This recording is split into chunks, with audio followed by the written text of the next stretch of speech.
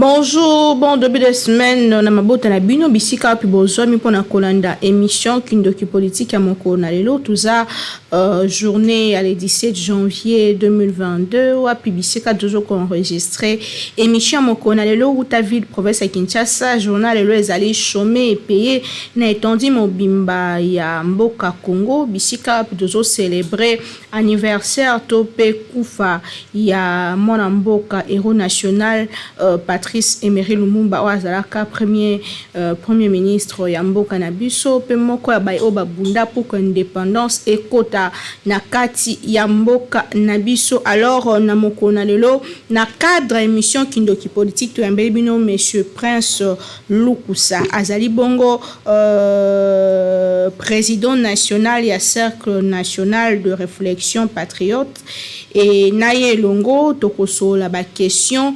d'actualité o ezali bongo ko salama moko mikolo oyo et ba question nyonso ezali koleka na kati ya mboka na biso bango bazali bongo ba ya union sacrée ba ya majorité ya mboka na biso na bango tokosola ba question d'actualité to e ba ete Moko na lelo, chef de l'État a foutana qui sous pour la deuxième fois copiloté l'Isanga ya Bayo bako sala mosala na projet ya 145 territoires où ils allaient déjà lancé pe ko banda déjà mikolo ezali ko ya ndenge ni ko luka ko bongisa mboka na biso ko bana na base pour que to matalikolo nyonso pona ko sa pauvreté pe ko sa ba problème nyonso ezali na kati ya ba province na biso notamment ba problème ya mai ya électricité ba problème ya ba infrastructure surtout pas problème bongo na bongo nzala surtout et ça na kati ya mboka na biso nyonso wana ko za régler à travers programme o ezali bongo programme o ezali ya chef de l'État programme il y a 145 territoires. Alors pour na robande émission alelo moi la mboka Prince Lukusa mbote na yo mbote mingi ma Naomi bonne santé.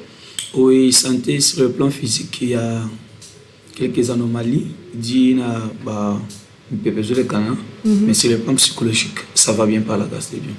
Très bien, Mokola lelo ezali bongo le 17 janvier 2022 tozo kanisa jour pour jour liwa ya moko ya baero national ya mboka na biso Patrice Emery Lumumba nini penza o yo personnellement ozali ko retenir to pe ozali ko hériter na moko ya baero babunda pona indépendance ya mboka na biso. Merci beaucoup, madame. Patrice Emery Lumumba n'est pas n'importe qui pour l'histoire Yambo Cannabiso.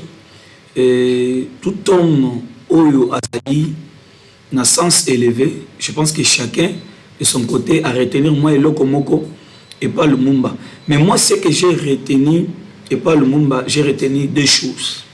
Première des choses, Lumumba aimait le pays plus que lui-même. Okay. Chose qu'on n'a pas trouvé actuellement dans la classe politique congolaise. Vous savez, il suffit que tu sois nommé un DG, un ministre, un gouverneur, et pour nous, au moins que c'est le temps de s'enrichir.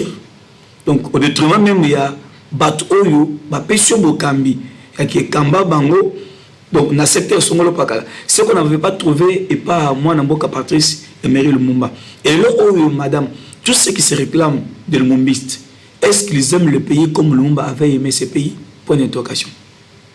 Tous ceux qui se disent, Bissotozali, donc, quoi incarner, quoi, donc, ma valeur, il y a Lumumba. Mais tant aux autres, c'est quoi la faisabilité na bango? Sur terrain. C'est-à-dire, il n'y a rien de Lumumba à né. Donc, moi, j'ai quand même retenu que cet homme-là aimait le pays plus que lui-même. Lorsqu'on aime le pays plus que soi-même, c'est-à-dire quand tu vas te mettre à travailler, au moins là-bas intérêt personnalité, au moins là-bas intérêt général. Deuxième des choses, ils allaient sens élevé, il y a patriotisme, chose qu'on ne trouve pas aussi dans la classe politique congolaise. Voilà des grandes choses en quelques mots que moi j'ai retenu de héros national Patrice Emery Lumumba. Le tokoy koloba que kufa na etope lolenge kanya mi pesa ki pe na mboka héritage wana pe ekiti na kati ya mboka na biso. Bon, vous savez madame, le grand problème au Congo et Zanango, nous sommes plus dans des nostalgies, c'est-à-dire célébrer des dates. Mais pour nous valoriser idées, vision ya batouana, c'est ce qui nous manque. Parce que, donc, est-ce que quelque chose, et que chaque 17, il faut donc commémorer disparition, il y a héros national. Mais est-ce qu'il y a quand même des conférences où il s'est mis pour nous décortiquer le sens, il y a vision, il y a le monde, il y a même pour nous, donc, parce qu'il y a beaucoup de histoire, de vision exacte, il n'y a pas. Est-ce qu'il y a Fololo, et tout ça ne peuvent pas apporter quelque chose dans le Voilà pourquoi disparition va trouver le Mumba. Madame, je peux avouer que équitissement valeur Nabango, même na impact Nabango, pourquoi? Parce que idée Nabango, vision Nabango, ils allaient donc mis en pratique tout ce qu'il y a dans la commémoration, et c'est dommage. Le bien l'équipe porte token moi la moi nostalgie avant que tout avancer l'émission na biso to célébrer l'équipe 21e anniversaire il y a musée Laurent Désiré Kabila moko pe ya héros national yé na ngambo na ye nini ozali ko retenir to pe nini mboka e bénéficier na ye pas avec 3e président de la République il y a RDC. Exactement madame. Vous savez nous na katia CNRP tout ça la politique il y a diabolisation. C'est-à-dire on doit reconnaître que dans la vie chacun a toujours des côtés positifs mais aussi des côtés négatifs.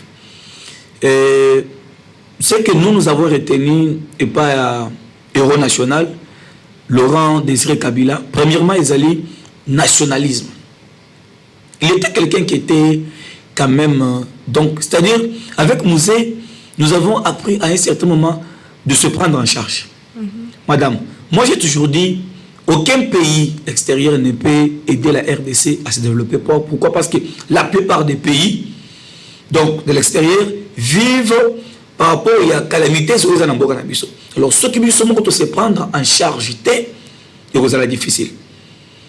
Parce qu'il y a tant qu'il y a un musée, bon, à côté de ce c'est nous-mêmes. On doit travailler dur pour faire développer notre pays. Et ça, c'est quelque chose qu'on peut quand même mettre en valeur au musée. Maintenant, c'est la même chose que nous décrions dans le héros national Patrice Emery Lumumba. Nani sikoyo azo matriser comme valeur wana ya musée Laurent Désiré Kabila. Et le peuple aujourd'hui est là qui dans des accusations. Politiciens basaïli bisoté. Mais quand musée était venu, à partir de l'opang on a eu salon et bandawana. Makamunus tu es d'abord na environnement où yayo. Tout le monde qui est na discipline makas est-ce que le lot ceux qui discipline en zong sabat nazira parce que récemment ceux qui font zong la ba fait ils allaient au tiko et le chef de l'état na conseil de ministre au tiko le kana 36e conseil de ministre lo ba qui a ondé sur les cambuya ko bongisa circulation ba te belé circulation so beba non seulement pour toi la banzela mukie mais aussi parce que discipline les athées est-ce que idée on a quand même il y a Laurent Désiré Kabila ya ko beta Madame, c'est parmi les valeurs où il faut mettre en pratique. Nous, on s'est toujours dit dans la CNRP comment on a bongi la démocratie. Parce que ceux qui ont mis le Congo ou la démocratie, Congo est décollé. Parce que le peuple congolais a un problème de mentalité. Et une telle personne, madame, pour nous changer, il faut utiliser la force. C'est-à-dire, nous sommes d'avis. Vous savez, à un certain époque, nous avons même donc l'homme yaki même mutupo alate il faut d'abord ayeba nazola ta nengeni parce que ceux na lati boy na bimi ba sanctionner nga tout moi à l'époque respect kota qui métal le démocratie et libéraliser tout puis des résatés donc morale les athées ba valeur les athées et tout ça pourquoi? Parce qu'au nom il y a démocratie. Moi je me dis le coup de Félix Antoine Tshisekedi Tshilombo, il est quand même en train de suivre pas il y a le Lumumba, y compris il y a M. Laurent Désiré Kabila. Ils doivent aussi quand même que le Molano qui est démocrate n'a pas trop parce que ça tue à un certain moment. Congolais, madame, vous savez ceux qui vont sanctionner Moutoumoro d'une manière exemplaire, c'est-à-dire publiquement, écoutez, donc nous appuyons que Congo, dans nos communes, attend vraiment, il y a démocratie à 100%. Il faut aussi une dose de dictature pour nous remettre Makambo sur les rails. Et pour le de dignité à Rotoyebi, que j'aurai toujours sens contraire, j'aurai toujours apparemment pressé bango pe baza moko ya bayo batiaka trouble na circulation ya circulation routière na RDC nini kokanisela bango parce que apparemment balobi bango mais solution na ngambo wana penzi zate so okika sirène ozoleka c'est que fois en sens contraire ake kokangama liboso ba policier bakita ba blo mo ya bon nini penza kozwa pona solution na ngambo wana. Madame, c'est d'abord triste. Vous savez, dans un pays dit de l'état de droit, la force reste à la loi. Okay. On ne peut pas avoir des hommes intouchables comme nous le vivons au Congo. Il suffit, j'ai déjà vu un bourgmestre à Zozo Saint-Cynique. Il est qui? C'est une autorité. Non, mais madame, vous savez, lorsqu'on est autorité... Toute une commune. Lorsqu'on est autorité, on est là d'abord pour servir des bons modèles, des bons exemples. Tant que vous allez autorité, vous allez censé, vous allez un bon modèle pour les citoyens, vous allez violer Nibeko. Allez-y maintenant donc comprendre. Mais à un certain moment, j'avais salué quand même. Vous savez, on peut tout dire, mais quand il y avait quand même sens morbo, il y a qu'il faut faire, donc respecter la loi avec la force. Général Kasson aussi avait tenté de le faire, mais à un certain moment, à l'ali. Parce qu'à un certain moment, j'avais vu Général Kasson à Zonisa Ilukamba à fonction. Sir Bakayao, à Zoaki Sens Unique, à Zonisi. À Zonisi. Et tant donc, les policiers, bon, dès que vous toujours dans Basel, dans Bango, mais quand il ça là, Ilukamba, il s'est tout ça. Et la population va bêter la guerre. Je pense que la police, il faut ça là. Nul n'est censé violer la loi au nom de quoi que ce soit. Il faut pas faire respecter le bloc circuit en Zéla, madame. Non, le baka embouteillage na Kinshasa, ils ont la volonté de biso moko ba kombi. Ba autorité surtout. Comment on écouter les élèves à bloquer? Ozoya wana wa. Oza soki ministre soki na wa ozoki de wapi. Ozoki de wapi. Tout ça c'est là. Je pense qu'on doit appliquer des sanctions. Et là, nous saluons quand même petit sous. Donc, le mot qu'on a mis, c'est parce qu'on est en train de décrier incident où ils ont dit na makamwana ya kozanga kotosa mibeko ya zela. Polisi moto makasi soki ezalaki nango yango te mais makamyo so aujourd'hui. Et comité toko bana émission na biso ya mokona lelo ndeko mwana mboka ya Cercle national de réflexion patriotique plutôt bo le bela biso na likambo etali parti politique nao bo tuapi idée na bino ezanini epona nini. Très bonne question. Madame, vous savez, d'abord, moi, je suis chrétien. Je n'ai pas honte de le dire partout. Je passe parce que c'est une valeur. Okay. Vous savez, nous sommes arrivés au temps où les occultismes s'identifient comme ça, à ciel ouvert, que je suis magicien. Et cependant, les chrétiens sont en train de sombrer. Et pourtant, Christ nous a dit, vous êtes les sels de la terre. Vous êtes la lumière du monde. Alors, on ne peut pas nous cacher. Naissance, il y a CNRP et Yewapi. D'abord, je suis jeune qui a commencé à lutter dans la politique depuis 2006. Depuis 2006, je sentais en moi qu'il y avait cette vocation-là, de s'intéresser à la politique, de faire la politique.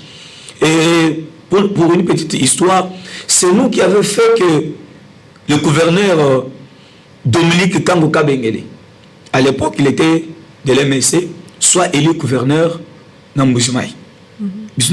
Campagne, on était dans la équipe. Mais dans tout ça, on décriait au moins le résultat qu'on attendait dans les dirigeants. C'est partir, il y a Eloko Anande Toye, Kofanda, au Kanisa. Mais c'est quoi les vrais problèmes du Congo? Parce que vraiment, il y a Congo Ezali. Congo Ezangi, diplômé, tout trouvé que diplômé, que tu vas tourner. Est-ce que Congo Ezangi, Bozu? Donc, donc, la richesse, tu trouves que la richesse dans le Congo est tondue, mais comment un pays plus riche, autant de intellectuels, mais un pays qui ne décolle pas, c'est quoi le problème? Dans Koloka, pendant le soumis en Zambé, tu trouves que le problème du Congo, je le dis, dans la réflexion. C'est-à-dire comment les Congolais réfléchissent. Et c'est là. Même la parole de Dieu nous appuie encore, comme je viens de vous dire, que nous sommes des chrétiens. Madame, si vous lisez dans Proverbe chapitre 16, le verset 20, la parole de Dieu nous dit dans la Bible, celui qui réfléchit sur les choses trouve le bonheur. Ah, tu comprends que Zamba pesi so diamant, cobalt. Ma belle écoute, il y a que ceux qui au bois qui a nguba ya pamba. Au longité mais le qu'on a eboti. Mais comment un pays aussi plus riche? Problème à réfléchir, mais réfléchir tu vas réfléchir ma bé. Mas réfléchir ma bé. Ils réfléchissent très mal. Par exemple, lorsqu'on nomme quelqu'un ministre, madame, on peut prendre n'importe qui au commissariat ministre. Mais si la personne a sali casting ya malam, c'est-à-dire à l'Okiba expert en matière, il y a quoi donc ministère Oyeba PCIE, je pense que cet homme-là, le résultat sera toujours positif. Mais regardez comment nos politiciens réfléchissent.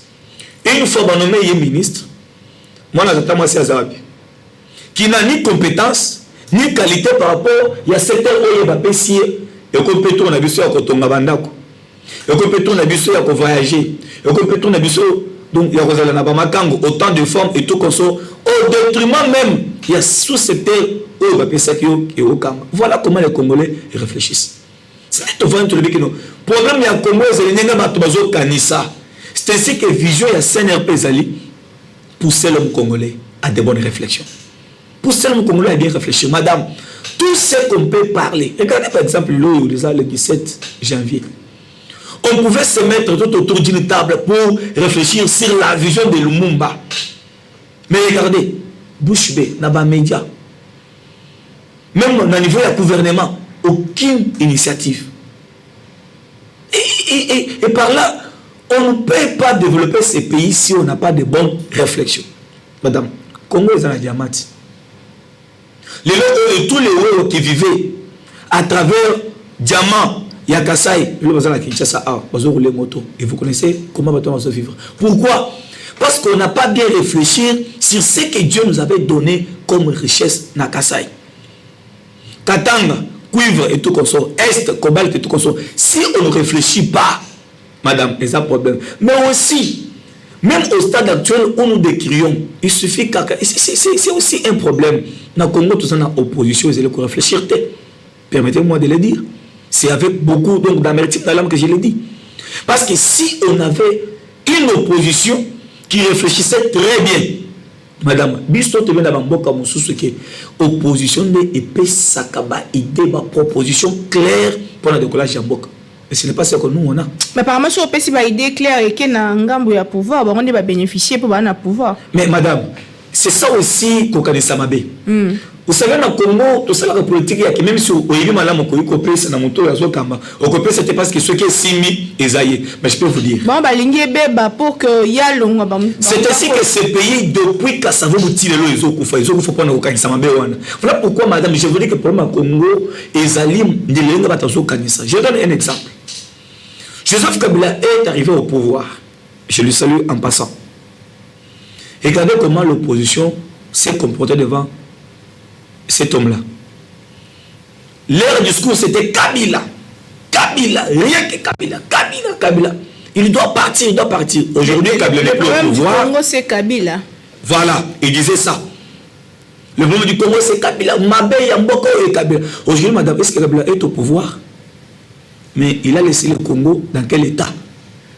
Parce qu'il se disait, Toko Sungaye, parce que surtout Sungaye, Kabila, Ndemuto, à cause de la mieux côté, et pourtant il s'est trompé. La réussite de Kabila, c'était la réussite de tout un pays. Mais l'homme a dit à Félix, Chilombo, suivez les opposants. Ou un opposant, qu'est-ce qu'ils disent? Chilombo. Non seulement à boy ko sungaye, mais on peut baser na ko se préparer parce que on va continuer apparemment booster pendant quoi ba. C'est ça que j'ai dit que le problème du Congo c'est n'est toujours ko kanisa. Les long oyo Félix est au pouvoir.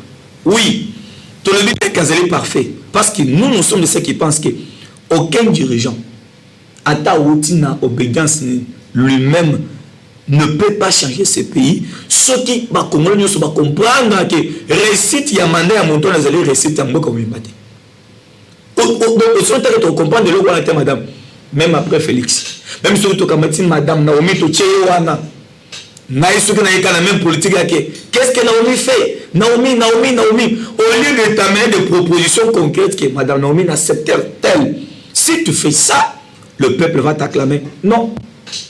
Voilà ce qui nous tue. Mais dans tout ça, la vérité, c'est que Bignonion se besoin pour sa pouvoir, parce que le parti politique, en créant, on a pour sa pouvoir. Ça, c'est la pure vérité. Mais madame, tout ça n'a pas ça pouvoir pour notre pouvoir. Cela veut dire, Nakati à CNRP, nous avons opté pour un leadership des serviteurs et non des maîtres. C'est-à-dire que si les lois ont commis mon conseil, si Dieu peut nous faire cette grâce-là, et vous allez prendre à mon côté. Je pense qu'il n'y a pas d'émission sur tous les cas. Je suis en train de demander quand même que Bato Makabilili. Parce que parfois on se dit, dans le Congo, Bato Malam Basate. Non. Bato Malam Basate, on peut Basali dans le Congo. Mais parfois on a besoin de chance. Attends, il y a moi une partie à pouvoir pour nous tirer bango à l'épreuve par rapport à ma carrière. Apparemment, on a changé par expérience. Vous avez un Liban, on dirait changer à ma canicière. Madame, pouvoir. Vous savez, il y a un lobby. Au moins, tant que tu as pouvoir, il faut ça d'abord une vision. Vision est basée sur des réflexions. C'est-à-dire, avant de changer, c'est-à-dire, soit sûr qu'il faut changer dans la malam. Soit que ça m'a bien, on va changer. Oui, si les bandela qui besoin soutenir la vision chef de l'État, besoin la majorité. Ni les autres qui besoin soutenir vision chef de l'État. Et ce qu'il faut évaluer parcours na y a 3 ans bilan na ya mi parcours le longue kani beaucoup qui ko pesa ngo na bana mboka. Ils ont des positifs, ils ont négatifs. Toi azo meka. Merci beaucoup. Très bonne question. Biso na katia CNRP, toujours soutenir Félix Antoine Tshisekedi Tshilombo parce qu'actuellement c'est lui qui est le premier d'entre nous. Yenda Zali, Moutou ya Congo pour le moment. Alors, biso to boy politique ya ko tirer Moutou vers le bas pour échouer. Mais tout le monde non. Comme Dieu a permis que c'est son temps, te soutenir. Là où a pessi mécanisme malam, to accompagner, bisika pessi mécanisme mabe. Tout télémélier, mais tout le monde il fallait pas ça la bongo, salande boy. C'est pour des bisous tous allés soutenir mon konzamboka, nakacha diale lutter. Parce que ce qui a tué beaucoup de dirigeants, ils allaient qu'on allait entourer na ba dialogistes, les opportunistes, bato lokuta, bazawa na pona ko donc ko caresser yo, tandis que yo besoin de mabe et pas peuple. Maintenant vous avez posé la question pour dire depuis qu'il est là pendant 3 ans, qu'est-ce qui a marché? Qu'est-ce qui n'a pas marché? Madame, on doit être sincère et honnête. Nous vivons tous au Congo, et plus précisément dans la ville-province de Kinshasa. Certes, Félix Tshisekedi n'a pas encore arrivé même à 50%. Il y a des tentes, il y a des populations congolaises. Mais du moins, il y a quand même des signaux forts au moins à pays. Mais il y a encore un problème. Il est entouré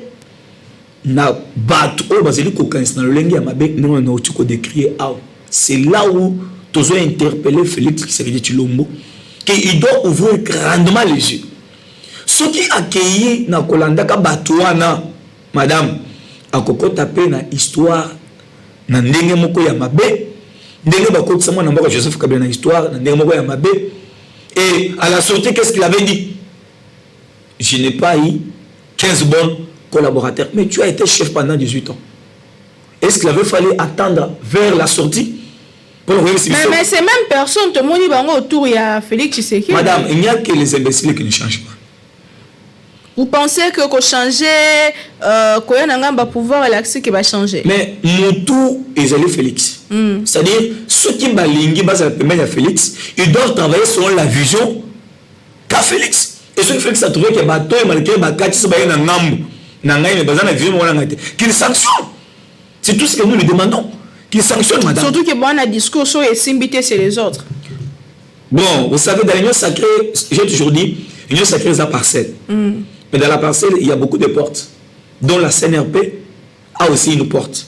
C'est-à-dire, nous, tout ça, c'est la politique. D'ailleurs, nous militons pour le renouvellement de la classe politique congolaise. Il n'y a que ceux qui est là, baby, il faut accuser les autres. Non. CNRP, avant d'accuser les autres, il faut d'abord que la responsabilité c'est ce qui manque beaucoup de politiciens congolais. Quand même, Félix, ça sincère. Contrairement à la battue des Apéménaïs, ceux qui s'imitent, ils accusent les autres. Mais eux, mais Félix, c'est ceux qui s'imitent, sincèrement, qu'il y a un secteur tel que C'est la sincérité. C'est la sincérité. Et nous, dans le cas de CNRP... qui bloqué dans FCC, gouvernement débloqué qui... Mais madame, tu peux changer l'histoire. Vous savez quand même que mariage FCC cash, et c'est là qui au bénéfice à peuple. Vous le savez quand même.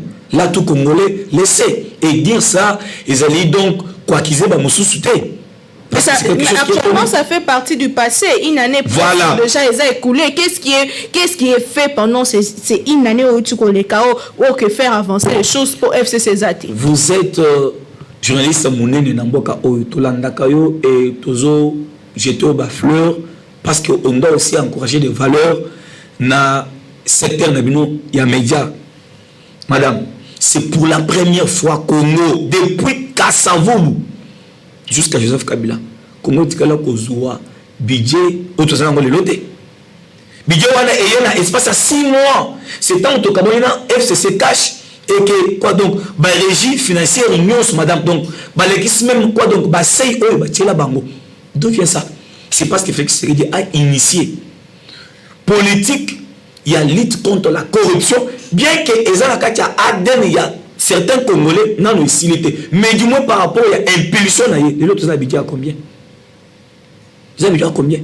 Et c'est un intervalle, il y a 6 mois, je vous dis, madame. Donc, réserve, quoi donc, d'échange, de l'eau, ils ont à combien? Ça, ce sont des choses qu'il faut saluer. Maintenant, maintenant, c'est une chance. On va continuer. Je pense qu'on peut vivre mieux. On peut vivre mieux. Parlons de la gratuité, de l'enseignement primaire. Et cela qui, depuis 2006, dans la constitution, est-ce qu'il avait fallu que Félix vienne? Parce que là, que non, qu'il y a une politique, il y a gratuité d'une manière précipitée, école les athées. Mais comment est-ce que les Congolais réfléchissent? Madame, posez la question à Batouana. Disposition constitutionnelle aux Israéliens depuis 2006. Est-ce qu'ils peuvent nous citer politique, il y a 1000 écoles par an? Combien ils ont construit? Et maintenant, les gens montoyer à la disposition aux élèves bénéfiques pour nous abisso. Tu appliquer la moindre en attendant ma camoussous. Non, c'est des Congolais à un problème. Aïe barata lukakani, aïe baraté par les responsabilités naïe et zanimité. Gratuité, madame. Les gens aux journalistes, cite-moi cacho moko oyo yake bachaka moutnase à mabele comme nous l'avons vaincu dans Boka Haute. Exacté. Il va falloir attendre Félix Tshisekedi. Moïse Katumbi, Ayati na frontière, il y a Congo, à côté. À cause, il y a opinion politique. Azate. Mais cite-moi un opposant. Cite-moi un homme politique. Où vous allez arrêter les lots parce qu'il a s'exprimer de manière libre. Azate. Azate. Tout ça, et ça, Makambo et Sengeli, tout ça quand même actif. Il y a pouvoir en place. Madame, quand il y a CC, Laurent de Séré Kabila va falloir qu'il y ait le Coran. Tout le monde a quand même donc un résultat. Mais écoute, qui va Félix. Mais tant voyez, non. Pendant que tant dans la trace, il y a un musée, ils ont combien de temps que il musée, c'est incarniser vision qu'avait musée sur terrain. C'est-à-dire, nous pouvons dire, le véritable disciple de Mosée, c'est Félix Tshisekedi. Les lots qui ont commencé à Yangoan. Attends, nous, et comme nous payons ça, Massango partout. Mais au moins, les lots, Bakoulou, madame. Bakoumi bat. Bakoumi bat. C'est les lots quand même en Congo. À cause de Félix, il n'y a pas des hommes forts. Là, tout le monde en face. Nous avons encore des hommes forts. Il y a des Akouki, donc, Kofi, Namotumoussous, Boye. Donc, bataille peu bon, parce que la justice, quand même, est en train de récupérer petit à petit. Je dis bien petit à petit, place naïe. Mais de ce côté-là, tout le monde a un peu battu à côté de la prison Babimi. Bon, madame, vous savez, il y a une nuance à faire. Au moins, je vous donne un exemple. Celui qui bouki, donc, studio, tout ce qu'on s'attend dans un plateau de Kango dans quelques heures. Et c'est facile. Mais si tu ne veux pas 10, tu as un seul jour. Et même Dieu le Tout-Puissant, il a créé la terre, était informe et vide. Il n'y avait que les ténèbres qui régnaient sur la terre. Mais Dieu n'a pas donné la forme à la terre en un seul jour, non. Premier jour, Dieu créa les cieux et la terre. Deuxième jour, un pays qui a été détruit dans tous les secteurs. Vous voulez que tout change en 3 ans. Mais nous trouvons que Félix Ifo a changé ma communauté dans 3 ans. Posez-lui la question, quel est son apport? Quel est son apport? S'il est vraiment un véritable patriote, quel est son apport? Il te dira non, tu es la bango, tu vas échouer. C'est un Congolais qui dit tu vas échouer. De l'autre, Kabila n'est pas au pouvoir, mais il touche son salaire. Il est mieux. Donc, à Kingakati, tout comme aussi Félix Elo, ce cas Longwe, a retouché les mêmes émoluments. A vous allez nier ce qui est dans la sélection doit vous bana na biso. Vous bakoko na biso. Tout pour ça déjà tout comme na suka mais la 4 cas parti vers chef de l'état il y a moi qui clair temps le but que congolais azokoka ko brigner le 2 bouts du mois te ils appellent la vérité na 4 cas actif on a peu de route maramu izala te bo memeli biso bino ba ya pouvoir na 4 cas na tout petit ba poisson c'est un charo et ça lipe mambutu mbuto ils appellent na 4 mais la 4 on a peu de kuti dossier ba bis académie auto pesa bino ba image miko zali koya déjà ezali prêt pour que chef de l'état pesa ngo na maboko ya bayo bakozonga en charge aussi encore na ba étudiant que bazonga bazwa vraiment soin nango parce que tozara bon tozui lelo to na décembre bi ces souté on peut mabe à Congo les photos la vérité alors tozo qui est petit à petit vers la fin problème au commune à kata IDPS vous n'êtes pas de l'UDPS mais simbimbo comme mbapo apparemment eningisi mboka mobimba premier vice-président de l'Assemblée nationale a démissionné officiellement parce que les tweets pour démissionner il fallait quitter sur le terrain, a déposé démission à l'acquis na Twitter nae tout le monde va tout défiler pas nae pour je sais pas ko consoler et topé ko senga ya sala yango le soutien le quand nous analyser vraiment le cambo et qui week-end oignon so na mboka na biso concernant de pêche. Dans l'arrivée madame permettez-moi quand même vous avez parlé des 3 trucs là, vous avez parlé des bachanchars c'est quoi là. Et puis vous avez dit aussi par rapport à RAM et tout consort. D'abord nous, dans la CNRP, nous avons combattu RAM. Mais il faut pas qu'on ait que RAM et Banina Félicité. RAM est là depuis. Mais il toujours c'est un pire et simple pas chef de l'État parce qu'il est le garant de bon fonctionnement des institutions. Et si lui tient à ce que RAM est supprimé, madame Ekozoima est moitié. Voilà pourquoi chaque jour nous sommes interpellés que le peuple n'a pas se faire nangoté. Mais ce qui est ramé, c'est pour l'intérêt de biso. Il faut pas communiquer biso. Bah c'est biso nécessité, utilité ya ram parce que na bamboka mususu madame taxe ndé et ça la kemboka et tout ngama na banzela et tout consort. Mais ici biso to éviter ram et kendaka wapi et ça la kanini. Ba comme okata biso ka ne pas toujours mon clarté. Vous comprenez? Par rapport ya ba Charles, madame, je vous dis, les alliés politiques mokomabe. Moi, je pense que Bisso, en tant que responsable, parce que dans la vision, Félix Tshisekedi, à l'Obakita Makendaki na Maluku, dans le fonds là, il y a développement. Mais madame, quand un chef parle, madame, c'est-à-dire, il y a un chef, il collaborateur des balandes. Il inauguré puis sans suite. C'est là où il avait fallu ministre de la pêche et quoi donc élevage, il y a économie. Il fallait pas s'impliquer pour le bateau de pêche. Madame, vous savez, il y a peut-être qui s'appelle Congolais au niveau de tu mis un million pour le coup un plodi dans Bamboka Moussou Bamboka Kanye. Faut bien surtout encore. Est-ce que Batnius dans la commune donc dans la commune nous servir la province est-ce que donc, pure distraction.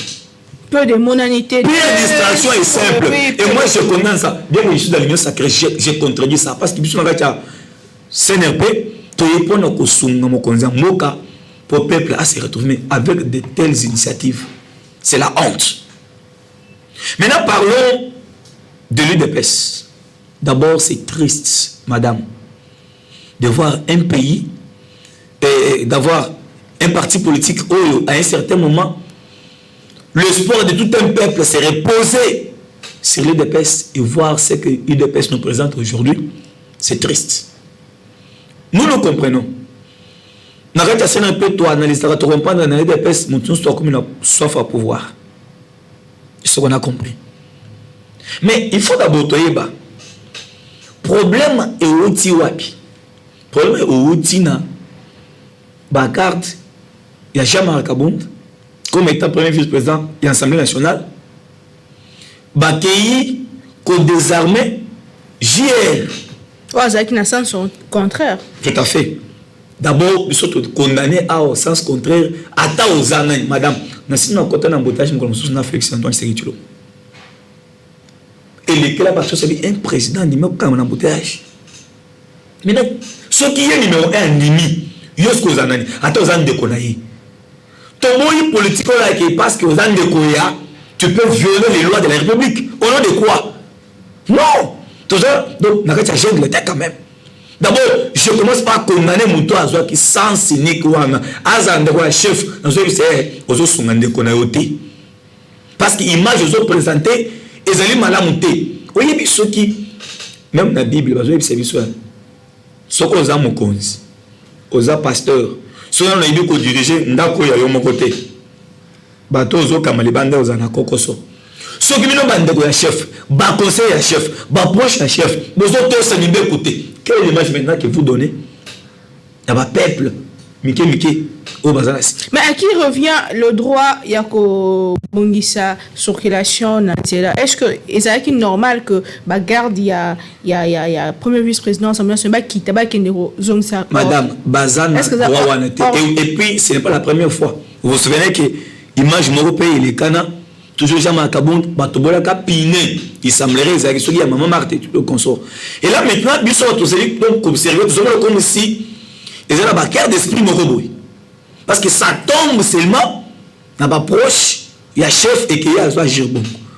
Est-ce que ça a populisme pour faire voir dans que Botala, il y a Zo Baby Semengana, Zo Télémélabam, entre guillemets. Parce que, bon, parlons-en maintenant. Incident, il est connu entre la police, Nagier. Vous allez engager Jean-Marc Kabound, vous allez engager le chef de l'État. Mais écoutez maintenant ce qu'ils se disent. Maintenant, d'où vient maintenant la décision de démissionner au perchoir de l'Assemblée nationale? Sa maison a été saccagée, il a été humilié. Mais Jean-Marc Kabound, il n'est pas n'importe qui dans ce pays. Il est le premier vice-président de l'Assemblée nationale. Est-ce qu'il ne peut pas saisir la justice? Au Bango, Baboundé, on a état de droit. Est-ce qu'il ne peut pas se dire? Eh madame, mais mon Dieu. Mais aussi, jusqu'à présent, dans Zoluka, image aux Zolaki exactement. Parce que madame, Busso, dans CNRP, on ne peut pas nous faire avaler le loco. Pour réfléchir, tout ça, expert dans tous les domaines, analysons un peu ça. Et regardez comment va présenter Busso, va vandaliser Ndako. Il n'y a que des livres qui sont éparpillés par-ci, par-là. Casse mon côté la vitre à tout le monde. Exacté. Même télévision est profitée. Mais ils appellent l'image, madame, oui. Ce que vous avez l'image, quand Gérard était en train de saccager la maison, image moko. Est-ce que ça a donc, ce que j'ai l'image Joanne, n'a pas soutenir rien. Avec l'image Joanne dans la justice, que voilà comment Gérard a vandalisé ma maison. Madame, tout le monde a un homme politique. Alors, le là, la télévision, ici, a tient mutu makasi, batini sko force, et bon, mais maye, na makasi aya. Bango va voir quoi donc, babido ya maï, basopi na ndaku, quoi donc, barido, renverser mesa, otala, la police, mboka na biso, ndenge ye kosal. Ici, je n'encourage pas. Acte ya vandalisme ou salemi. Non, il faut pas dans la mais ici, il faut que tout acte soit certifié que c'est un solo. Parce que nous sommes en politique et surtout politique congolaise, madame, on a tout vu. On a tout vu. Vous pensez que c'est un montage? Et je ne l'affirme pas. Mais tout ce que nous voulons que la justice soit faite. Jean-Marc Kabound a saisi justice. Mais tant que je démissionne. Et puis, démission de commis qu'on dit, bébé, baso bon délayer, t'as la botte quand ça dit la peuple congolais quoi? mon Dieu. Et j'ai vu certaines personnes aller jusqu'à pleurer. Maintenant, j'ai ma cabane, je m'attends. Moi, je me disais, j'ai ma cabane. Les gens pleuraient. J'ai dit, t'as un Congolais à commis. Moi, j'ai tué. J'ai commencé par condamner acte one. Il y a que cause sens unique. J'ai condamné aussi acte one. Il y a policier au Bazali, donc rattaché dans la sécurité de Makaboun. J'ai condamné aussi incursion il y a JR. Et au finish, j'ai dit, dans tout ce qui se passe maintenant, vous allez voir la famille Moko Bazo Potana. À qui profitent maintenant toutes ces choses? C'est là où il y a intellectuel. Les gens qui réfléchissent très bien. Mais apparemment, fait monsieur Ezaki Nassé, peut-être éviter. Comment est-ce que Moutaye Mbalamon, pour même Salemi, Alina démissionné? Il y a constaté qu'il y a quelque chose entre Bango. Mais est-ce que Kolongo Naye na kati ya ko démissionner na poste naye ezo pèse sa maman conséquences logiques na ngambo ya de PSP? Bon, d'abord il faut que l'IDPS c'est une chose. Mais aussi, l'Assemblée nationale, c'est une institution. Okay. Ce qui est mais déjà, moi, je vois très mal, par rapport à tout ce qui se passe, je vois très mal, Jean-Marc Kaboun demeurer encore président AI de l'IDPS. Parce que tout le monde voit l'image que circulait, Jean-Marc Kaboun c'est-à-dire, il y a un, ça ne va pas entre Bango. Mais dans tout ça, moi, j'avais conseillé à Jean-Marc Kaboun, à travers mon tweet, il y a eu ça qui est. Bissonon Stoyebi, sans ça combat, on a un mais ceux qui ont dit peut-être va conseiller à ton sous va conduire en erreur. Parce que ce n'est pas le moment. Madame, je vous dis de décider à démissionner, de quitter les DPS, peut-être pour aller faire parti politique comme sous. Ce n'est pas opportun. Ce n'est pas opportun. Le conseiller que j'aime à Kaboun, ce qu'il faut faire, ça la tweet d'une manière responsable pour encore peser tout le monde que ce qui s'est passé. Les incidents. Je vais saisir la justice. Je suis premier vice-président de l'IDPS et de l'Assemblée nationale. Je suis président de l'IDPS. Laissez d'abord la justice faire son travail et ça allait boucher tous les trous dans les ennemis. Mais quand eux-mêmes, qui a parti, mon commis concentré, déchiré, madame. Et en 2023, tout ça préparer l'élection. Vous voyez un peu ce qui se passe. Et la maturité de Jean-Marc Kaboun, la politique, il ne fallait même pas qu'il y ait de bonnes délais qu'ils ont la décision. Ce qui n'est pas aussi responsable. Vous comprenez? Vous pensez qu'ils ont fragilisé l'union sacrée, même président de la République? Madame, dans tout ce qui se passe en politique, il y a toujours des conséquences à tirer. C'est-à-dire qu'il y aura toujours des conséquences. Mais cependant, il y a un faille de l'euro. Même sur l'émission, il faut un tirer.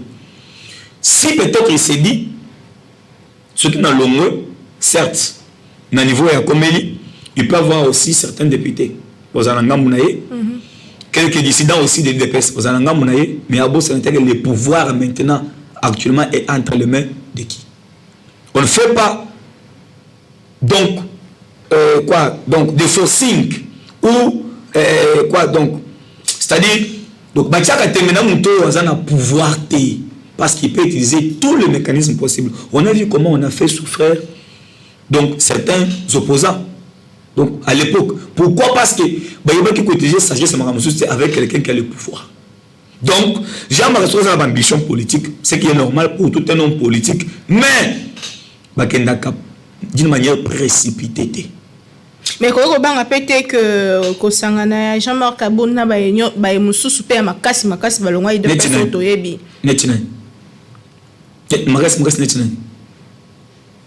madame, ici je vous parle na pouvoir. Nous tous avons pouvoir, à la manœuvre.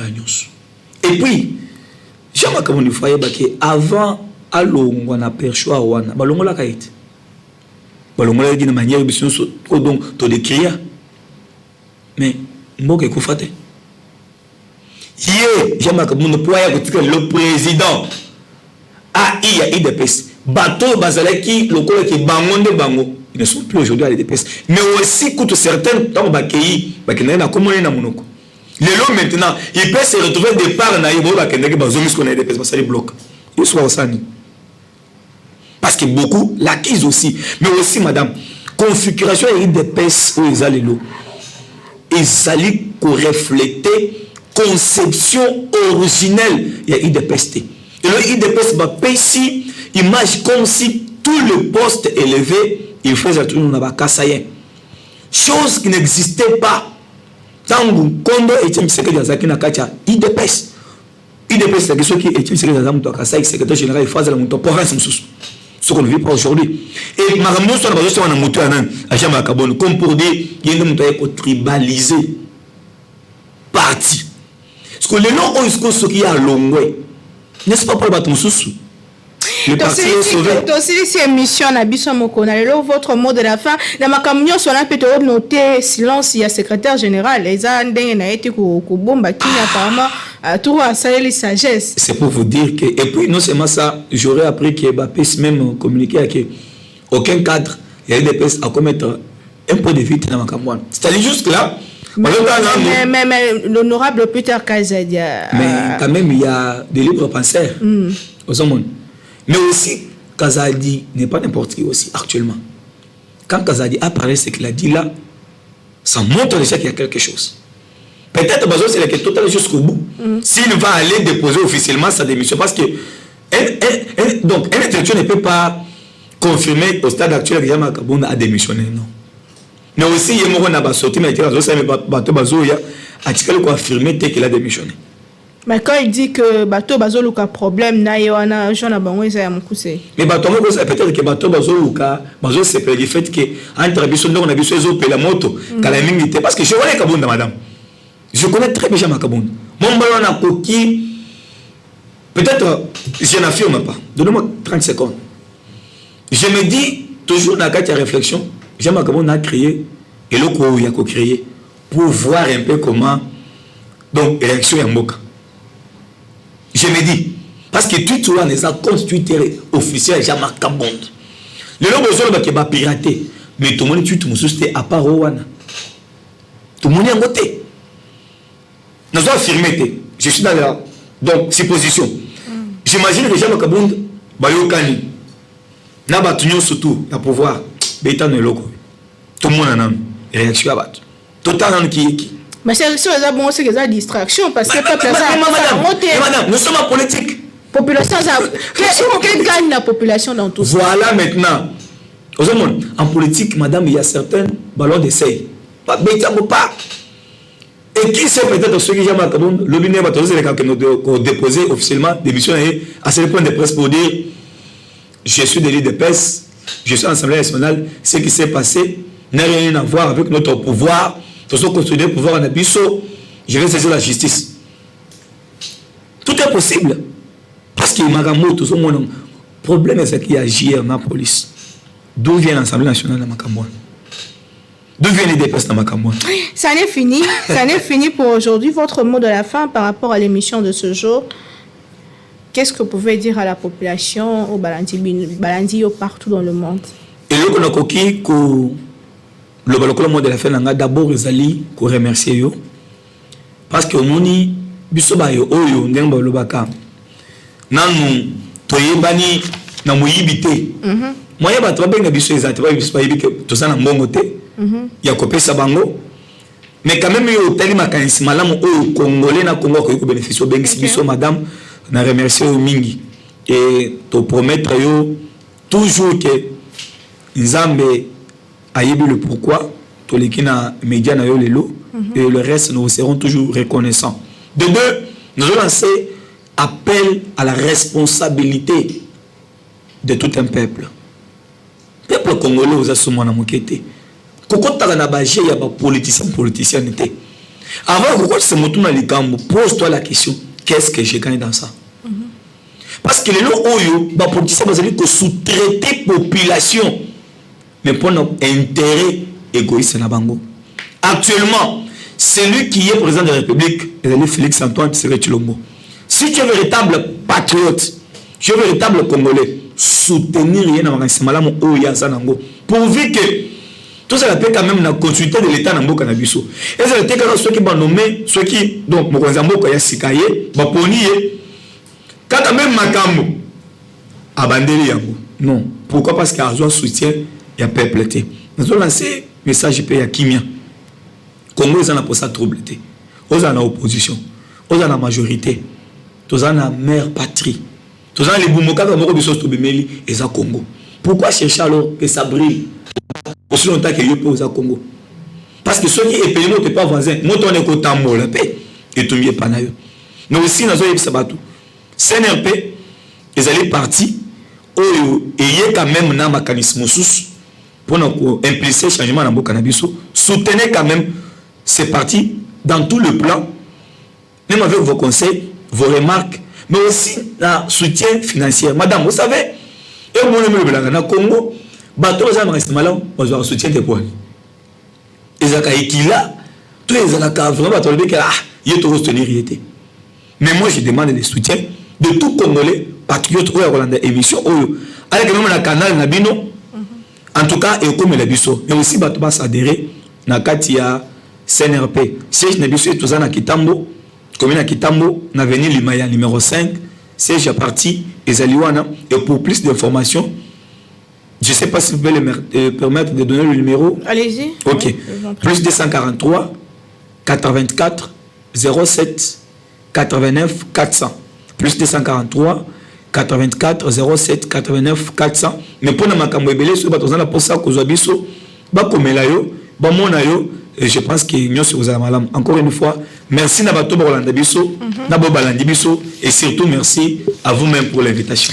Totondi obotondi ndeko Prince Lukusa ndo ozalaki na biso mokona lelo tokutani na bino bandeko balandi kindoki politique. Très prochainement on a invité Mosusu kasi balobaka que on ne fait pas la fête quand ça brûle chez les voisins. Mais en politique quand même bandeko bazali kozwa moi esengo komona ki makambo yo simba te na ba esika Mosusu apparemment isimbi pembo kanos tozo liki ke team ko ezali ko ya makambo yo zonga normal. Tokutani prochainement on a invité Mosusu na toujours avec le même plaisir, tout pour nous la Congo, pour nous organiser Congo, pour nous sabola, mon pour nous Congo. Comme la biso na numéro est affiché, juste on a bas écran na yo, to yamba message na yo et encouragement, critique na yo, to pe question na yo.